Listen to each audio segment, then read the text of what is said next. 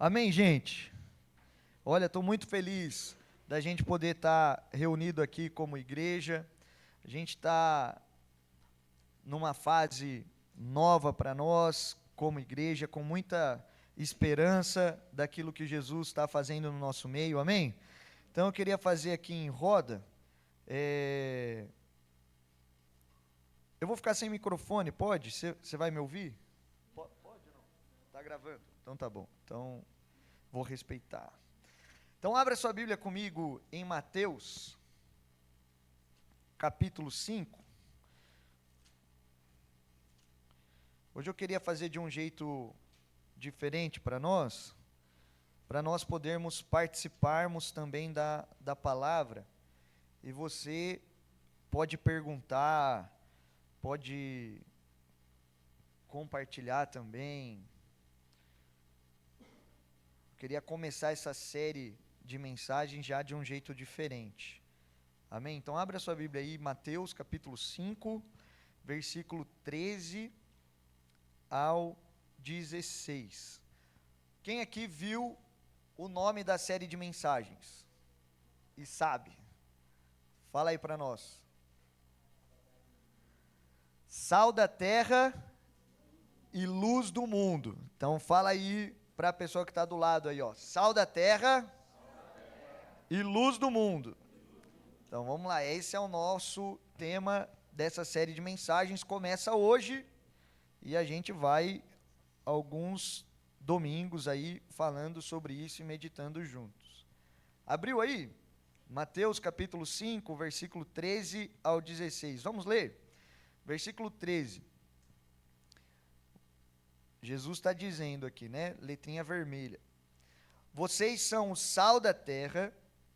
Ora, se o sal vier a ser insípido, como lhe restaurar o sabor? Para nada mais presta, senão para ser lançado fora, ser pisado pelos homens. Versículo 14. Vocês são a luz do mundo. Não se pode esconder uma cidade situada no alto de um monte, nem se acende uma lamparina para colocá-la debaixo de um cesto, mas num lugar adequado, onde ilumina bem todos os que estão na casa. Versículo 16. Assim brilhe também a luz de vocês diante dos outros, ou diante dos homens, para que vejam as boas obras que vocês fazem e glorifiquem o Pai de vocês que estás nos céus. Vamos orar? A gente já orou bastante, mas vamos orar mais uma vez? Feche seus olhos no seu lugar. Papai, nós te agradecemos por essa manhã e por esse período que nós estamos com as nossas Bíblias abertas, Senhor, diante da palavra do Senhor. Deus, aqueça o nosso coração nessa manhã de hoje, por intermédio da tua palavra, Senhor. Senhor, fale com cada um de nós aqui, Senhor. Encontre um lugar, espaço, Senhor, para trazer, Senhor, revelações, Senhor, da tua palavra para nós, para a nossa igreja. Nós queremos ouvir e acolher a tua mensagem, Senhor. Que o evangelho seja compartilhado aqui hoje, Senhor, e que nós possamos ter um coração aberto para receber do teu evangelho. Senhor, em nome de Jesus, Espírito Santo, o Senhor tem liberdade para ministrar aos nossos corações, tocar as nossas mentes, tocar os nossos corações, Senhor. Pai, prepara o nosso coração para receber a tua palavra nessa manhã. Em nome de Jesus, amém. Amém. Queridos, esse texto que nós acabamos de ler, Mateus capítulo 5, tanto o capítulo 5, 6 e 7, ele faz parte do Sermão do Monte, ou Sermão da Montanha. Amém? Até aqui. E o Sermão da Montanha, que está o texto, vocês são sal da... Não é assim que um crente pentecostal fala, né? Como que é? Vocês são o sal da terra. Vamos lá. E luz do mundo, né? Então, nossa série de mensagens é o texto bíblico, a passagem bíblica está aqui, né? Então, no sermão, inserido no meio do Sermão do Monte, no capítulo 5, na verdade, no início ali, né? E o Sermão do Monte, ele é o manifesto do reino dos céus, ou do reino de Deus. Fala comigo. O Sermão do Monte é o manifesto do reino de Deus.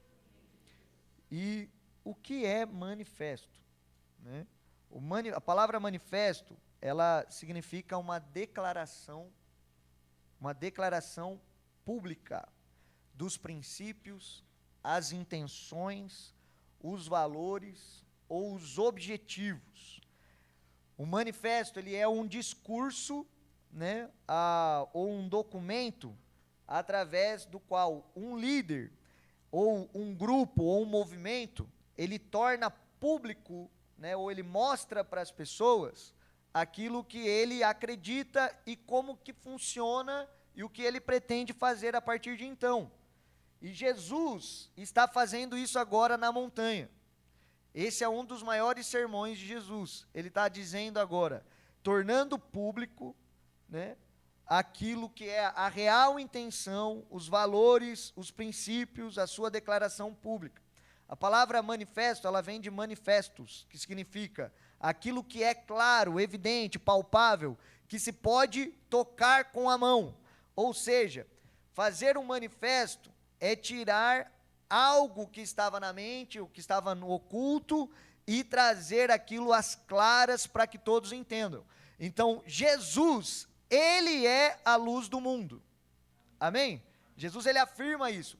Eu sou a luz do mundo. Então, quando Jesus ele veio na terra, ele veio anunciar uma mensagem. E a mensagem de Jesus era sobre o evangelho do reino. Fala comigo, o evangelho do reino. Então, quando Jesus ele vem para anunciar aquilo que estava sendo dito pelos profetas, desde o Antigo Testamento. O povo judeu, não, em algum momento ali na história, na sua transição, muitos, né, nos dias de Jesus, eles estavam esperando, né, o Messias e aguardavam o Messias, mas eles não estavam entendendo que Jesus era o Messias. Muitos não entenderam, muitos sim, muitos não, né? Mas Jesus ele veio revelar, fala comigo, revelar qual era a real intenção de Deus. Então isso foi o manifesto. Então agora que o Sermão do Monte, Mateus 5, 6, 7, Jesus está tornando público para todos o que ele como rei, Jesus é o rei das nações, ele é o Filho de Deus. Então agora ele está falando sobre o seu reino. Então quando Jesus ele começou a pregar, a mensagem de Jesus era sobre o reino de Deus. Então ele estava falando sobre o reino de Deus. E aqui, Mateus 5, 6 e 7, é a constituição desse novo reino. Ou como que esse reino agora iria funcionar. Nós estamos inseridos no mundo, sim ou não? Você está no mundo? Né? A gente está na Terra, planeta Terra. E quando nós nascemos nesse mundo e nessa realidade caída, de pecado, né? Até o momento que nós temos esse encontro com Cristo e somos inseridos também agora nessa nova vida. Então Jesus, ele está dizendo, olha, vocês que estão ouvindo esse meu discurso, essa é a forma como vocês devem viver a partir de então. E aí ele faz o manifesto, o Sermão do Monte. Então, o que Jesus está fazendo é trazendo ao público o seu manifesto. Então, primeiro, ele declara no Sermão do Monte os valores do seu reino. Fala comigo, valores do reino. Então, você vai ver que a gente não vai ler tudo, mas Jesus está falando assim, no Sermão do Monte. No mundo, os fortes ou os arrogantes, muitas vezes dominam por medo, força, e enfim. Mas Jesus, no seu manifesto, ele fala assim, no meu reino, nós somos mansos, humildes, somos pacificadores. Esses são os mais felizes. E esses vão herdar a terra. Então, você vai ver Mateus 5, as bem-aventuranças. Vamos dar uma olhada ali para nós, no começo, ali, versículo 3. Olha só o que Jesus vai dizendo. Ele já começa, lê para mim em alta voz alguém aí o versículo 3.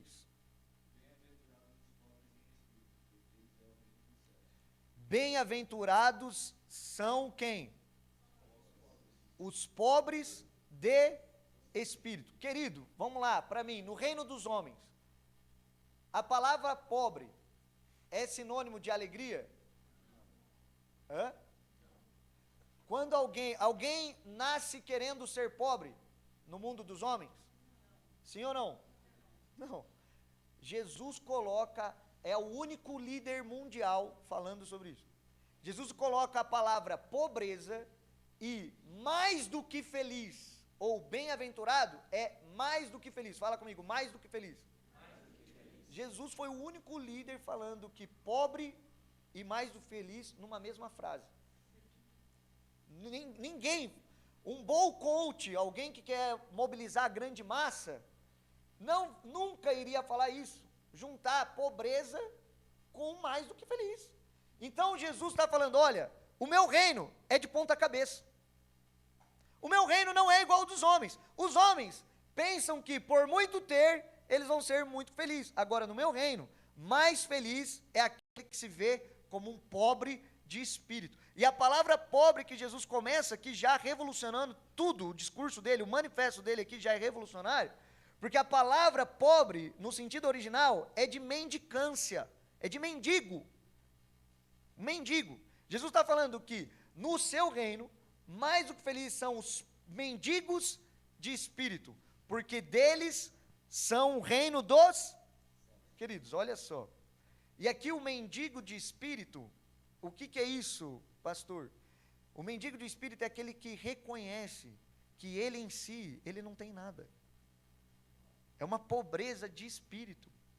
Eu reconheço que eu, por mim mesmo, eu não tenho nada. Eu necessito desesperadamente do Senhor, de Deus. Se não for Ele na minha vida, o Léo não é nada. Fez sentido? É uma carência extrema da necessidade de Deus. Eu reconheço que o dinheiro para mim não é suficiente. Eu reconheço que ter bens não é suficiente. Eu reconheço que meus dons e talentos, a minha beleza, eu não sou tão belo assim, né? Careca, né? Quem fala que careca é bonito, Gustavo? Nós e a esposa, né? A Monique quer que eu fique careca, né? Assim, Deus renova os olhos, né? Queridos, o que eu estou querendo dizer é que nós podemos ter beleza, podemos ter dinheiro, podemos ter várias coisas, mas não carregar, né, dentro de nós essa certeza de que nós necessitamos desesperadamente de Deus. E Jesus começa o seu discurso falando, cara, se você entende que você é um pobre de espírito, você é mais do que feliz, e essa é as portas para você entrar no reino dos céus. Fez sentido? Por isso que Jesus ele fala que não tem problema ser rico, né? Jesus tinha muitas pessoas ricas fazendo parte do seu ministério, né? O ministério de Jesus era sustentado por pessoas que faziam parte do governo da época. Mas Jesus, no seu discurso, ele fala, num outro momento ele fala que como é difícil um rico entrar no reino dos céus. Por que ele fala isso? Vamos lá, pergunta. Ego.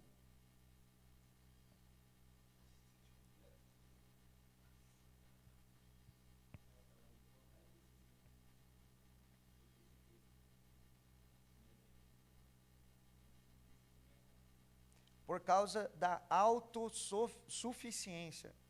Eu já tenho tudo, então eu não preciso de nada. Fez sentido? Então a porta do reino dos céus é entender que eu sou um mendigo espiritual diante de Deus. Diante de Deus eu não tenho nada, eu preciso dele, e não ele de mim. Fez sentido? Então Jesus começa falando sobre isso. É um reino de ponta cabeça. É algo, né, que é de natureza divina dos céus. E o desejo de Deus é que nós possamos viver agora debaixo disso. Olha o versículo 4. Olha o que Jesus vai falar. Leia aí para mim outra pessoa aí. Vamos lá. Quantos aqui gostam de chorar? Só os melancólicos, né? Que choram, né? Eu sou melancólico. Mas, queridos, você gosta de chorar de tristeza? Jesus está dizendo, mais do que felizes os que choram, porque vão ser consolados. Jesus está dizendo que tem uma grande alegria, né, para aqueles que estão tristes, porque no seu reino todos vão ser consolados, não tem tristeza no seu reino. É isso que Jesus está querendo dizer. Vocês estão tristes no reino dos homens, mas nos meus reinos vocês vão exaltar de alegria. Fez sentido? Jesus está tornando público o que ele veio fazer, anunciar o seu reino. Segundo, Jesus ele desafia o sistema atual da época. Todo manifesto ele tem um tom de confronto com o sistema antigo. Então você vai lendo aqui e você vai ver que, cara, né, bem-aventurados que têm fome e sede de justiça, porque serão saciados. Então, fome, Jesus coloca, você está vendo as palavras que Jesus está utilizando? Pobre de espírito, depois ele usa choro, depois ele usa fome. Alguém gosta de passar fome? Mas Jesus está sendo aqui, ele está trazendo a realidade. Olha, se você tem fome, e agora a fome aqui é de justiça. Então aquela pessoa que fala, cara, é uma injustiça ter, por exemplo, abuso sexual. É injusto você ver gente roubando, extorquindo, né, dos pobres, usurpando pessoas. É injusto ter pessoas passando fome. E aí Jesus traz que no seu reino, quem tem esse clamor de injustiça, serão saciados. Você está aí? Sim ou não? Jesus está dizendo que no reino dele não tem injustiça. O reino dele é cheio de justiça.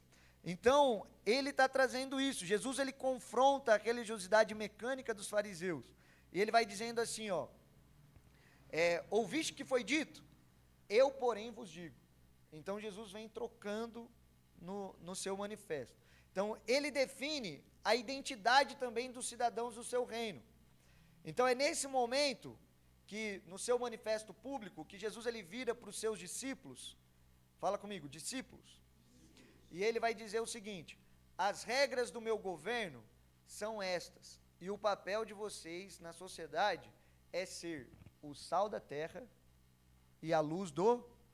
Então, agora, tendo dito isso, eu quero me aprofundar sobre o que Jesus está dizendo sobre sal da terra e luz do mundo. O que Jesus está querendo dizer sobre isso? Irmãos, Jesus ele não subiu no monte apenas para dar dicas morais para nós, ou conselhos de alta ajuda para nós.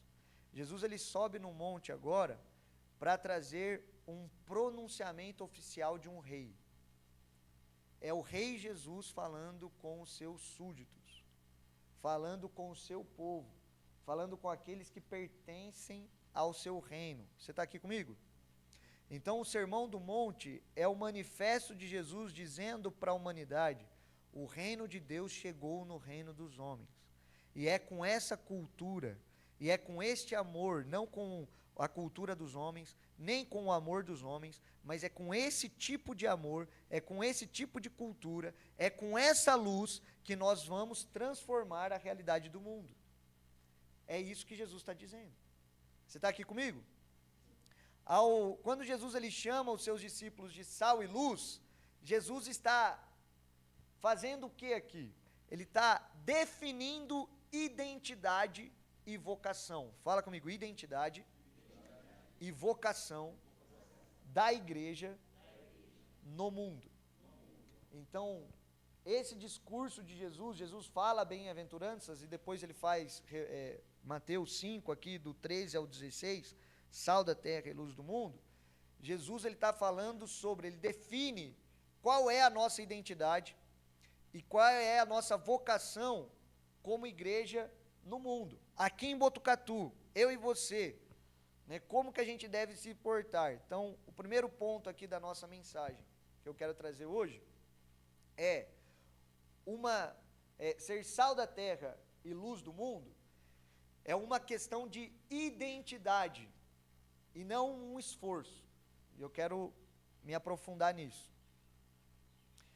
Olhando para o estilo de gramática que Jesus está dizendo, Jesus está falando assim, vocês podem ser o sal da terra e podem ser a luz do mundo?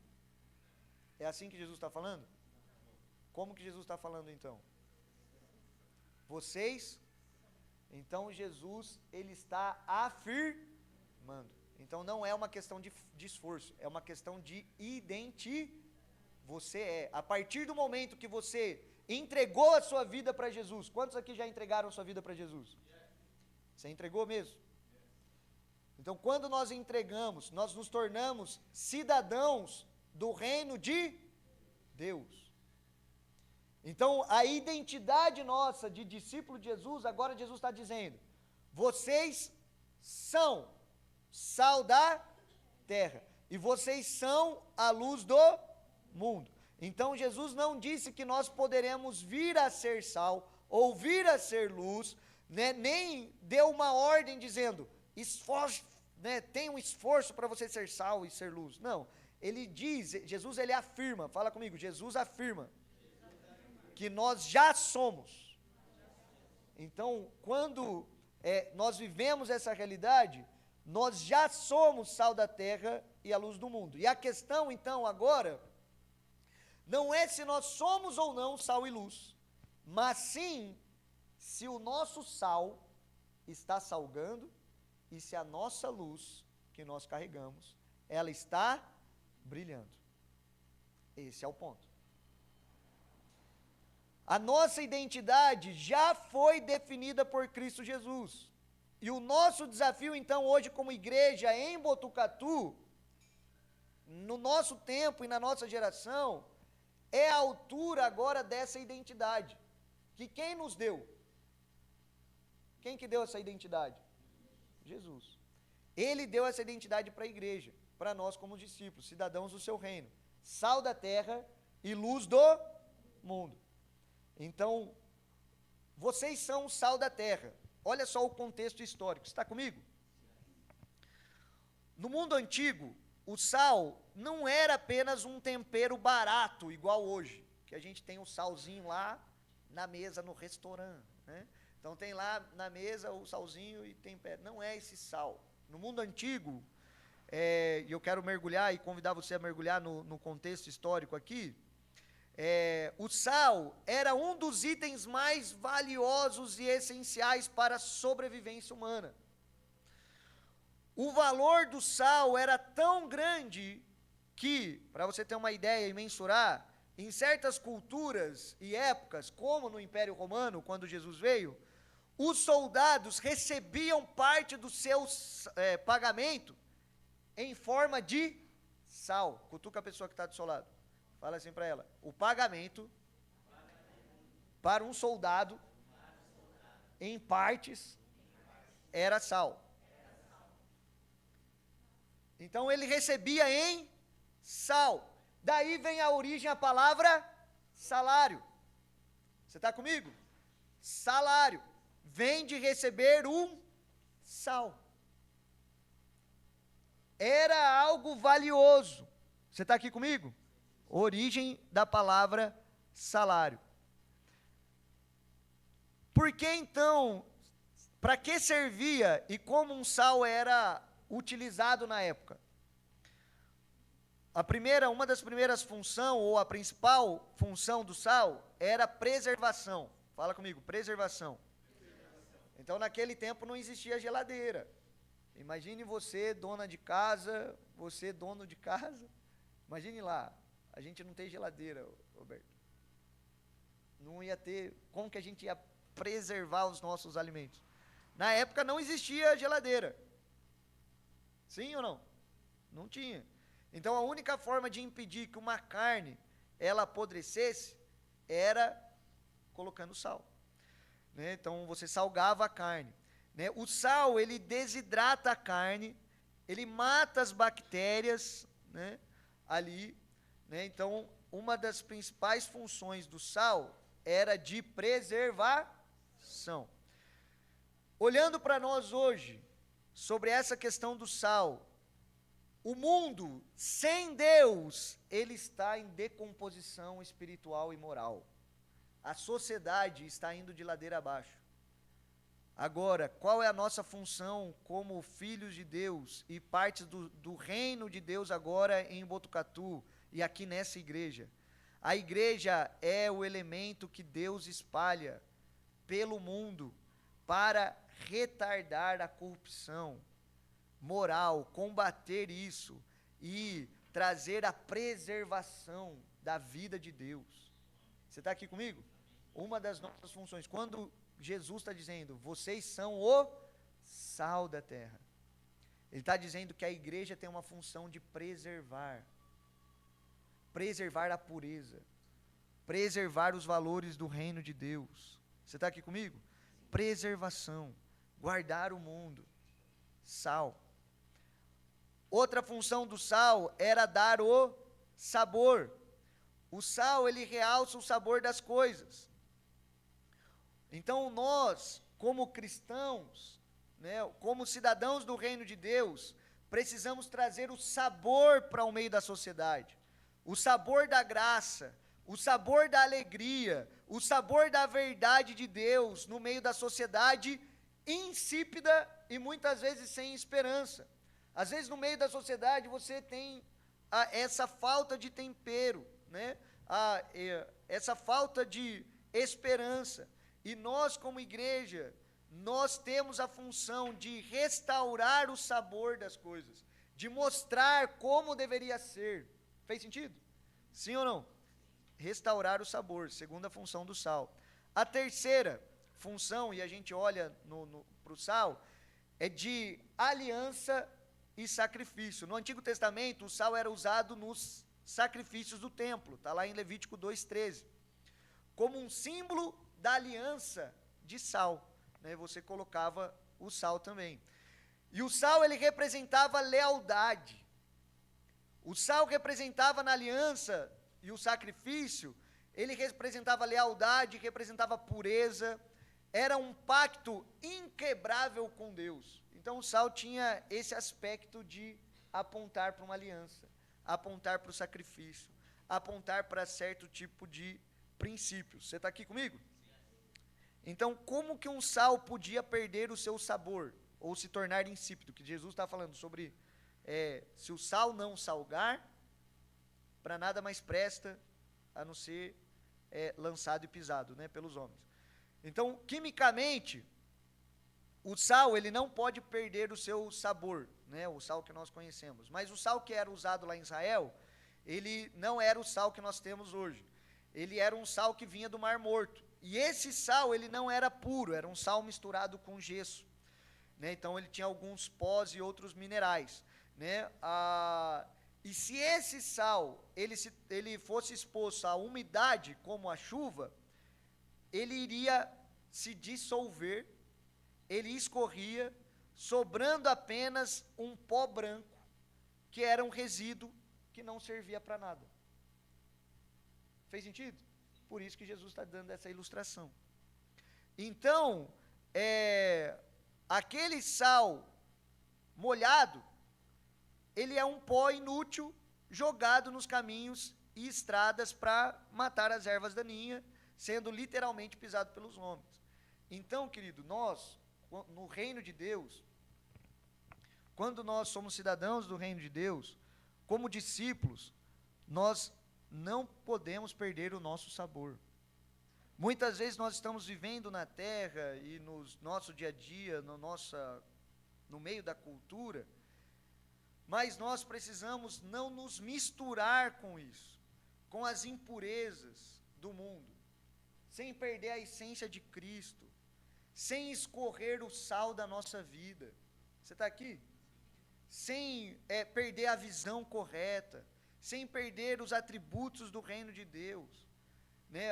É o sal que vai manter a aparência, né, ali, ou vai restaurar o sabor, né? Então a gente não pode só ter aparência de sal, pó branco, e perder esses aspectos do sal, de preservar, de restaurar o sabor e de apontar para uma vida de aliança com Deus. Você está aqui comigo?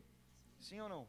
Então, o nosso desafio como cristãos hoje é ser sal que tempera. Amém? A mensagem já está dando fome, né? Já está com fome, falando de sal e tempero. Agora, Jesus ele fala sobre vocês serem, nós sermos a luz do mundo. Vocês são o sal da terra e a luz do mundo. No século I, a escuridão noturna ela era absoluta. Não havia iluminação pública, postes, né? A poluição luminosa, né? Nem nada disso. Quando você tinha o pôr do sol, o mundo ficava tudo negro, né? Mergulhado em trevas. Imagine só você olhando para uma realidade dessa, né? Ontem em casa, a Monique me liga com medo, né? Falando, amor, acho que alguém entrou em casa, né? E cheio de luz, né? Mas dá medo, não dá? Dá medo, gente. Agora imagine se tem algum na penumbra, sem luz nenhuma. Ia ficar com muito mais medo, sim ou não? Né? E é mais propício para ladrão, roubo, né? Densas escuridões, né? Então, no mundo que Jesus estava dizendo isso, era essa a realidade. E para que servia a luz? A luz era um sinônimo de vida. Fala comigo, vida. Luz, sinônimo de direção. Fala comigo, direção. Segurança. Mas também revelação. Fala comigo, revelação. Então a luz, ela revela aquilo que está escondido nas trevas. Então a luz mostra o caminho seguro a seguir. Quando a gente olha para um contexto judaico, a gente olha para a palavra luz, nós vemos alguns significados teológicos. Por exemplo, a palavra de Deus, a Torá.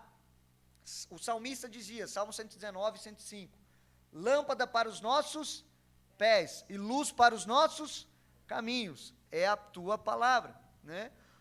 O próprio Jesus, ele se identifica como a luz de Israel, no Salmos 27, 1. E Jesus, nos evangelhos, João 8,12, Jesus vai falar, eu sou a luz do mundo, né? Então, quando Jesus está dizendo que nós somos a luz, ele não está dizendo que eu e você somos o sol, mas que ele é o sol, e nós vamos resplandecer a luz de Cristo agora. Fez sentido? A partir da nossa vida, a nossa luz vai brilhar, a luz de Cristo vai brilhar e refletir na nossa vida, no meio da nossa geração. Filipenses 2, o apóstolo Paulo vai dizer aos Filipenses, fala sobre nós vivermos como luzeiros, ou como luz, ou como estrelas no universo, ou no mundo. Para nós, como discípulos de Jesus, sermos como estrelas no mundo perverso e corrupto e caído. Então a igreja precisa estar no meio da sociedade, sem se contaminar com ela, no meio da escuridão, resplandecendo a luz de Cristo. Então eu estou lá no meio dos homens, mas não me corrompendo com as conversas de pornografia deles. Eu estou no meio deles, pregando o evangelho e falando do amor de Deus, sendo luz, como um homem deve ser. Você está aqui? Então eu estou no meio da sociedade, e meio das mulheres, e eu não vou me corromper na escola, na faculdade, ou no trabalho, ou no pensamento do dia a dia. Você está aqui comigo?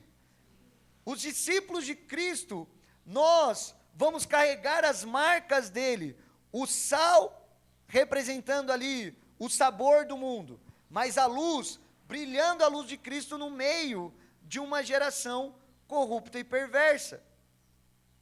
Nós somos essa luz. Amém, queridos? A igreja carrega essa luz. A outra questão, não se pode, Jesus apresenta aqui no versículo 15, nem se acende uma lamparina para colocar debaixo de um cesto.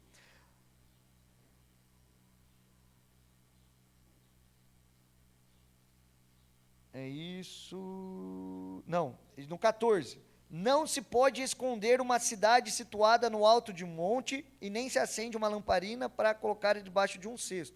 Olha só o que Jesus está dizendo. Não se pode esconder uma cidade edificada sobre os montes. O que isso significa para os ouvintes originais? Naquele tempo, na geografia ali da Galileia, da Judeia, era muito, o terreno era muito acidentado, cheio de colinas. As cidades antigas construídas no topo dos montes, né, por dois motivos, né, para a defesa militar e também por causa do clima. Então, durante as noites, as casas dessas cidades, elas acendiam as suas lamparinas. Você está entendendo? Então, que eles construíam a cidade em cima dos montes e das colinas. E quando essa cidade, todas as casinhas, acendiam as suas lamparinas, o que acontecia? Iluminava o monte, chamava a atenção, mostrava o quê? Um caminho.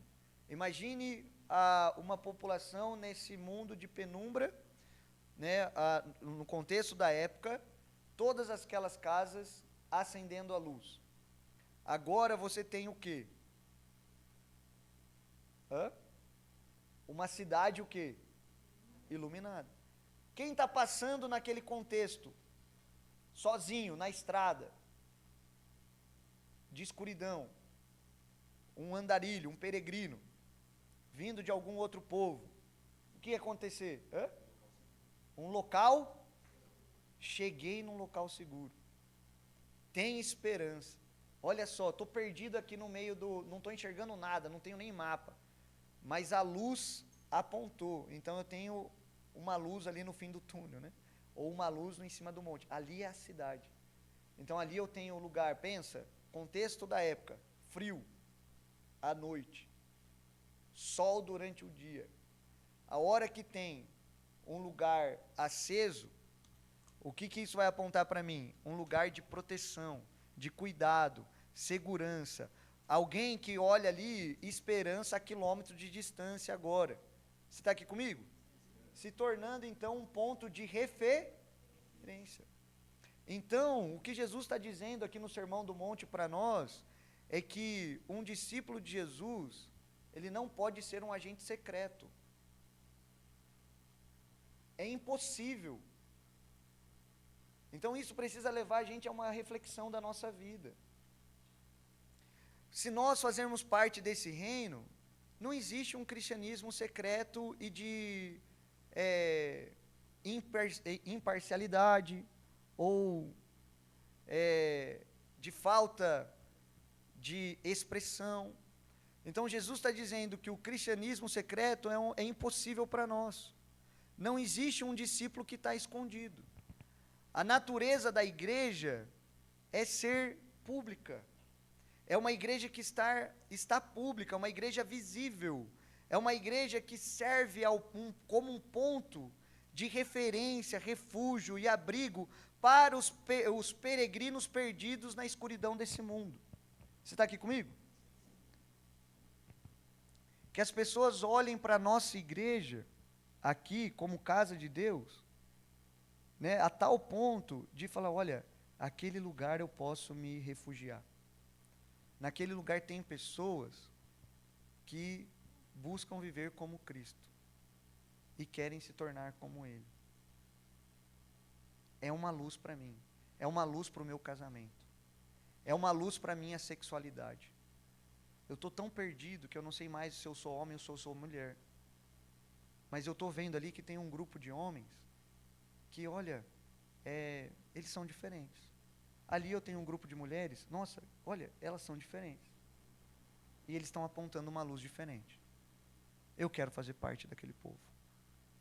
Olha, eu estou passando por desafios psicológicos nas minhas emoções. Eu estou tendo crises. Olha, e ali tem um grupo de pessoas, nossa, mas eles também têm crises, mas parece que tem uma esperança neles. Eles parecem ter uma mensagem diferente. Olha, eu quero me acolher naquele lugar. Olha, eu não sei como lidar com o meu recurso financeiro. Olha, eu estou me sentindo muito, carente, perdido, sem saber o meu destino. Mas olha, ali tem uma lâmpada, ali tem uma luz, ali tem alguém que parece ser de verdade e quer realmente acolher. Fez sentido? A igreja como esse lugar, um lugar de luz para o mundo, apontando um caminho, um lugar de abrigo para todos os peregrinos. Fez sentido, querido? A igreja é um abrigo para nós. A igreja é um lugar de abrigo para nos acolher, né? E eu e você nos tornarmos isso.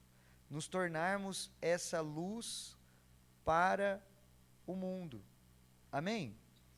E aí, Jesus vai falar sobre a lamparina, o cesto e o velador, né? Como que funcionava a lamparina da época? As casas dos camponeses na Galileia, né, no primeiro século, muito mais simples, elas eram compostas de um único cômodo pequeno, com poucas ou nenhuma janela. Então, essa lamparina, ela era um pequeno recipiente ali de barro feito de argila, do tamanho da palma de uma mão, né? E ela, quando você enchia esse recipiente com azeite de oliva ali, você colocava um pavio, né, de linho ali na ponta, e a luz que ela emitia, ela não era um holofote, ela era uma luz fraquinha, né? Mas aquela luz era suficiente para iluminar aquele único cômodo daquela casa, né? Isso era a função da lamparina. O cesto, que ele vai dizer aqui no texto, ele era, que mencionado por Jesus, era uma vasilha medida, né, medida e usada para grãos, mais ou menos uns 9 litros aqui, né? E colocar uma lamparina acesa, uma lamparina acesa debaixo de um cesto era algo inútil, né? Então, assim, não primeiro, por conta que ia cortar o oxigênio e aquilo iria apagar, e o segundo, vai esconder a luz, né? Então não se coloca a lamparina debaixo de um cesto. Fez sentido? Você não coloca ali, vai apagar. E o velador? O velador seria o lugar adequado. Então as casas, elas tinham, né, um lugar na parede, um nicho, de pedra, como um suporte, né? E a lamparina ali, que Jesus está citando, ela é colocada naquele lugar, esse seria o lugar ideal, no ponto mais alto da casa, para que aquela luz, ela alcançasse todos naquela casa. Amém? Então, o que está acontecendo aqui, uma aplicação disso para nós, é que Deus, Ele acendeu a luz. Ele mandou Jesus. Jesus é a luz do mundo. Amém? Agora Jesus precisa estar no ponto mais alto da nossa casa. Jesus precisa estar no ponto mais alto da nossa vida. E quando nós exaltamos a mensagem de Jesus, quando nós exaltamos Jesus, quando nós colocamos Jesus no lugar da nossa vida que Ele deve estar, agora aquela luz, ela vai tocar a nossa casa e a vida de todos que estão à nossa volta. Fez sentido, queridos?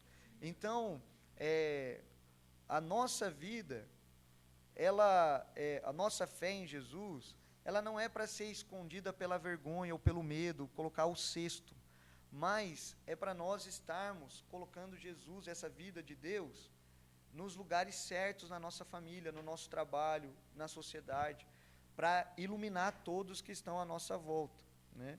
E Jesus termina esse breve porção do texto ali do Sermão do Monte, falando sobre brilho, sobre boas obras e a glória de Deus. Então Jesus, ele vai concluir aqui de uma forma prática, falando: assim brilhe também a luz de vocês. E ele vai dizer, para que vejam as boas obras e glorificam o Pai. Então essa palavra aqui que Jesus fala sobre vejam, no grego, a palavra, o sentido dela não é um significado daquela olhada rápida, né, que ele vê desapercebido. É um olhar de perceber, de observar com atenção, de experimentar, de compreender. Então, o que Jesus está dizendo, para que vejam, que brilhem, para que vejam, é no sentido de que as pessoas prestem atenção no Evangelho na sua vida, que as pessoas percebam, que elas experimentem, que elas compreendam que existem algo diferente na sua vida, que o mundo olhe para a igreja e perceba algo diferente nela. Então, esse é a mensagem de Jesus. Amém? Né? Então, o significado aqui das boas obras é um significado de fazer aquilo com boa qualidade, mas também fazer de modo belo, excelente, né? Com beleza, cheio de amor, Então a igreja, a gente não vai fazer as boas obras e essa vida de Deus com vaidade, querendo ser visto pelos homens. Jesus está falando, não, no mundo é assim. No mundo as pessoas querem aplausos. No mundo as pessoas querem palco. No mundo as pessoas querem ser vistas. No meu reino não. No meu reino vocês não vão fazer para isso. Vocês vão fazer por causa do amor. Essa é a beleza. Vocês vão fazer porque vocês querem realmente ver pessoas serem transformadas. Vocês querem ver famílias sendo restauradas, pessoas sendo reconciliadas. Vocês realmente querem ver pessoas com uma vida nova, uma vida bela. Fez sentido? Então a motivação no reino de Deus muda tudo. E Jesus encoraja então os seus discípulos a fazerem isso.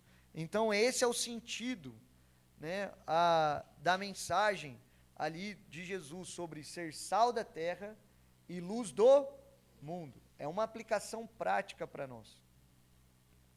Uma aplicação prática para nós salgarmos a sociedade, restaurar o sabor, não se corromper, não perder o nosso sal que nós já temos, e a nossa luz, aquilo que nós formos fazer, vai levar glórias a Deus. Vai transformar a sociedade e não somos nós que vamos ser glorificados, mas sim o próprio Deus através das nossas vidas. Fez sentido, queridos? Né? Ser sal da terra e luz do mundo. É uma identidade que o próprio Cristo deu para nós. Uma vocação para nós como igreja. Então, ser igreja aqui em Botucatu, agora, aqui, nós todos juntos, o que Deus quer e como Ele olha para a nossa igreja. Ele não olha uma igreja, poxa, vocês vão ser sal, vocês vão ser luz. Não, nós já somos. Nós já somos sal e luz. Agora, nós precisamos ter mais intencionalidade em querer que isso aumente. A luz de Cristo aumente no meio da cidade de Botucatu. Que a nossa igreja viva, né, que a sua vida, você como filho de Deus aqui, que a luz de Cristo aumente em você. Né? E não é a sua luz, é a luz de Cristo através de você. Né? E aí sim, né, a nossa luz é a luz de Jesus. E aí não é um esforço, aí é apenas uma consequência, né, daquilo que já tem de Deus em nós. Amém? Fez sentido? Sim ou não?